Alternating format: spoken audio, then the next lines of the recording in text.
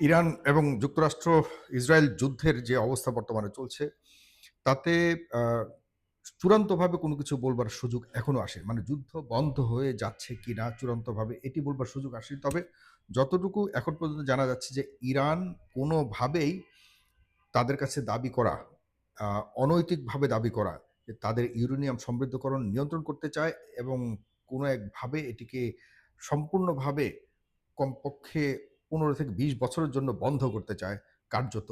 যুক্তরাষ্ট্র এটিই চাচ্ছে ইরানের কাছে। ইরান সেখানে হয়তো কিছুটা দরদাম করতে চাচ্ছে যে, "হ্যাঁ, ঠিক আছে আমরা তোমাদের আপত্তি সত্ত্বে আমরা কিছুদিন হয়তো এটিকে আ বা বন্ধ রাখবো। তবে তোমাদের দাবির মতো নয়।" অন্যান্য অনেক বিষয়ে আলোচনা ২য় বার অনুষ্ঠিত হবে ইসলামাবাদে পাকিস্তানের এই সপ্তাহের প্রায় শেষের দিকে। এই এখন যে সপ্তাহটা শুরু হচ্ছে, এই সপ্তাহের শেষের দিকে হয়তো আলোচনাটি হতে পারে। এই আলোচনার মধ্যে ট্রাম্প যেটি বলছে, ট্রাম্প বলছে যে আ ট্রাম্পের দাবি সবগুলো দাবি মেনে নিয়েছে ইরান। বিশেষ করে ইউরেনিয়াম সমৃদ্ধের বিষয়ে অ্যা ট্রাম্পের দাবি বা যুক্তরাষ্ট্রের দাবি মেনে নিয়েছে এবং যদি মেনে নেয়া হয় বা মেনে তার দাবি হলো মেনে নিয়েছে। এরপর যে দ্বিপাক্ষিক চুক্তি সই করা হবে, এই সবগুলো দাবির প্রেক্ষিতে সেখানে ট্রাম্প পাকিস্তানে আসবেন এবং তিনি তার পক্ষে হয়ে সই করবেন এই চুক্তিগুলিতে। তার মানে একটি ঐতিহাসিক কিছু একটা হতে যাচ্ছে। তবে আরেকটি বিষয় রয়েছে, যদি চুক্তি সই না হয়, তাহলে কি হতে যাচ্ছে সেটি আমি আপনাদেরকে বলছি একটু পরে, আপনারা শুনতে থাকুন। আ এদিকে লেবাননের সাথেও যুদ্ধবিরতির একটা প্রস্তুতি হয়েছে। আ যদিও প্রস্তুতি বলতে কি, যুদ্ধবিরতি হয়েছেও, আবার ঘন্টাখানেক পর সেখানে যুদ্ধবিরতির লঙ্ঘনও হয়েছে। সেখানে আপনারা জানেন যে মেশিন গান থেকে ব্রাশ ফায়ার করা হয়েছে সেখানকার অ্যাম্বুলেন্সের উপরে। অনেকগুলো অ্যাম্বুলেন্সের সারিবদ্ধ অ্যাম্বুলেন্সের উপরে ইসরায়েলি বাহিনী আ গোলাবর্ষণ করেছে এবং গুলিবর্ষণ করেছে। এদিকে আ ম জনাব মোস্তফা খামেনি, ইরানের সর্বোচ্চ নেতা আলী মোস্তফা খামেনির আ খুব গুরুত্বপূর্ণ উপদেষ্টা, সামরিক উপদেষ্টা। তিনি প্রতিরক্ষা উপদেষ্টা। তিনি কিন্তু রেজাই সাহেব তিনি খুব আ উদ্বেগের সাথে অনেক কথা বলেছেন। খুবই গুরুত্বপূর্ণ। খুবই গুরুত্বপূর্ণ যেটি হলো তিনি বর্তমানে ইরানের প্রতিটি মানুষের এবং সরকারের আ দৃঢ় অবস্থানের কথা তিনি উল্লেখ করেছেন। এর মধ্যে গুরুত্বপূর্ণ যে হুমকিটি তিনি দিয়েছেন যে, তিনি চান যুক্তরাষ্ট্র ইরানে আসুক। মানে যুক্তরাষ্ট্রের স্থল বাহিনী ইরানে আসুক। তারা অপেক্ষায় আছে। তারা সত্যিকার অর্থে ঠিক এভাবেই তিনি বলেছেন, "আমরা সত্যিকার অর্থে অপেক্ষায় আছি আমাদের মুখোমুখি একটা যুদ্ধ হোক।" কারণ তিনি এটাও বলেছেন, আ চ্যালেঞ্জ করে বলেছেন, "যারাই আসবে এই ইরানে হামলা করতে, যেসব সেনাবাহিনীর সদস্যরা আসবে পশ্চিমা বা ইসরায়েলি এবং যুক্তরাষ্ট্রের, তাদের সবাইকে আটকাবে। আটকে তারা একেক জনকে আটকে $১০০ বিলিয়ন করে, $১০০ কোটি করে তারা মানে ১ বিলিয়নের মতো আ তারা আদায় করবে। ঠিক আছে? আদায় করে তাদের যে ক্ষয়ক্ষতি হয়েছে গত এই যুদ্ধ শুরু হওয়ার পর থেকে সেই ক্ষয়ক্ষতি তারা পূরণ করতে বসে আছে। এবং তারা ওই দেশের নাগরিকরা খুব প্রাণপণভাবে নিজেদের অস্তিত্বকে জানান দিতে, শক্তি জানান দিতে তারা বসে আছে যে একটা স্থলযুদ্ধে প্রমাণিত হোক কার কত শক্তি।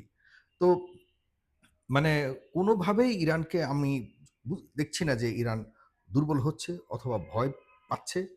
ইরানের পক্ষ থেকেও খুব আহামরি যে এই যুদ্ধবিরতি অবশ্যই বাস্তবায়ন করতে হবে, না হলে আমাদের সমস্যা হচ্ছে, এরকম কোনো কিছুই এখন পর্যন্ত দেখা যায়নি। বরং যুক্তরাষ্ট্র ইতিমধ্যে আম দ্য ফিন্যান্সিয়াল টাইমস থেকে শুরু করে অনেকগুলি খুব নির্ভরশীল গণমাধ্যম কিন্তু ইতিমধ্যে তাদের তদন্ত রিপোর্ট প্রকাশ করেছে যে এই যুদ্ধবিরতির বা প্রচেষ্টাটা করেছে মূলত ট্রাম্পের ঘনিষ্ঠজনরা।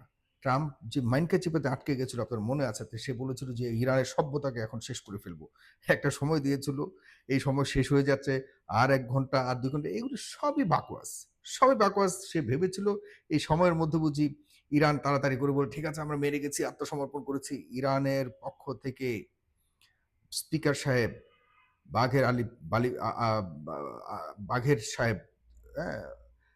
তিনি কিন্তু স্পষ্টভাবে বলেছেন যে, "আমরা কোনোভাবেই বাঘের আলী বাফ, কোনোভাবেই কিন্তু আমরা আত্মসমর্পণ করব না।"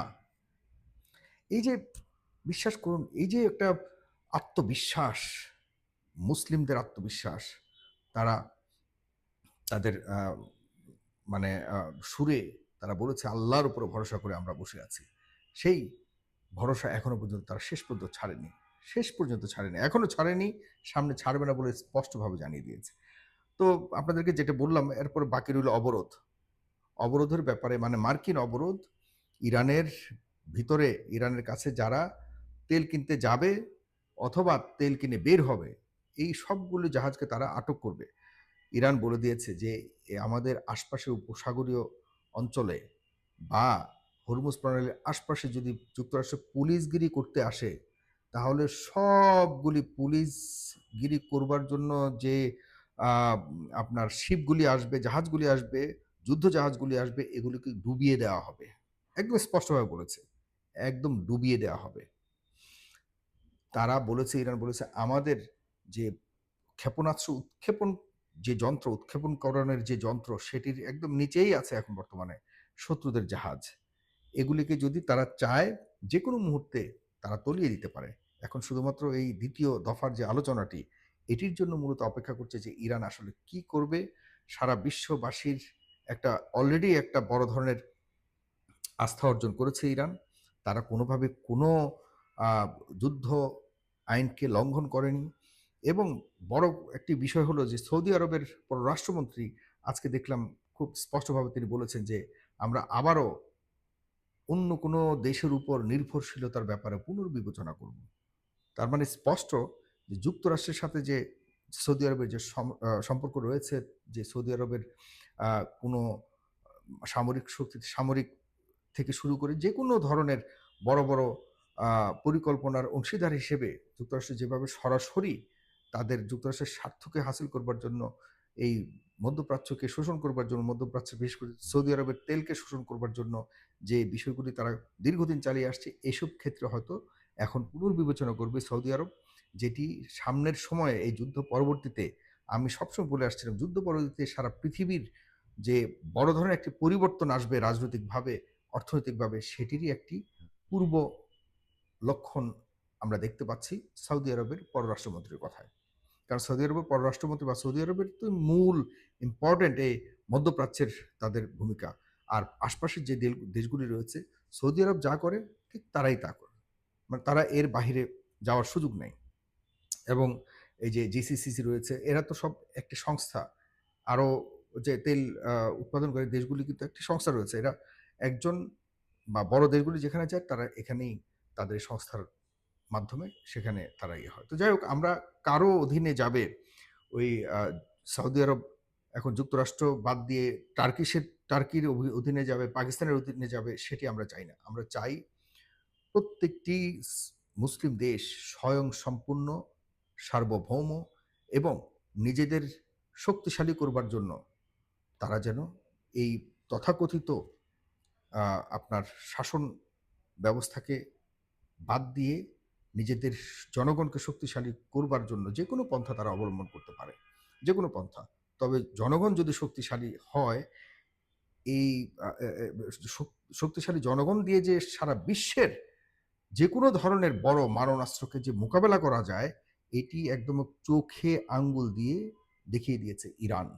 ইরানের জনগণ যেভাবে রাজপথে নেমে ইরানের পক্ষে অবস্থান নিয়েছে, এই অবস্থানের বিপক্ষে পৃথিবীর সর্বশ্রেষ্ঠ শক্তিশালী দেশগুলো কিচ্ছু করতে পারেনি। এর চেয়ে বড় প্রমাণ হতে পারে না। সুতরাং সামনের সময়ে এই বড় পরিবর্তনের জন্য আমাদেরও মানসিকভাবে প্রস্তুতি নিতে হবে। ইরান থেকে শিক্ষা নিতে হবে এবং ইরানকে আমি মনে করি যে সাথে নিয়ে মধ্যপ্রাচ্য নিজেদেরকে একটা আধুনিক সভ্যতা, শক্তিশালী একটি আ জিওগ্রাফিক্যাল অবস্থান তারা তৈরি করতে পারবে। আর নিজেদের যখন এই মিনারেলসগুলি, খনিজ সম্পদগুলি যখন নিজেরা তত্ত্বাবধান করবে, তাহলে সারা পৃথিবীতে আমাদের যে জীবন ব্যবস্থার মান, মূল্য সব আস্তে, আস্তে কমে আসবে। কারণ এখন তেলের ব্যারেল আপনার তেল তুলে সৌদি আরব, এটাকে তেলের দাম নির্ধারণ করে যুক্তরাষ্ট্র। ডলার নির্ধারণ করে কত হবে না হবে। এসব কারণে সারা বিশ্ববাসী কিন্তু সাফারার হচ্ছে। এগুলো থেকে আস্তে, আস্তে মুক্তি পাবে বলে আমি বিশ্বাস করি। ধন্যবাদ সবাইকে। দেখতে থাকুন, সাথে থাকুন। সালাম।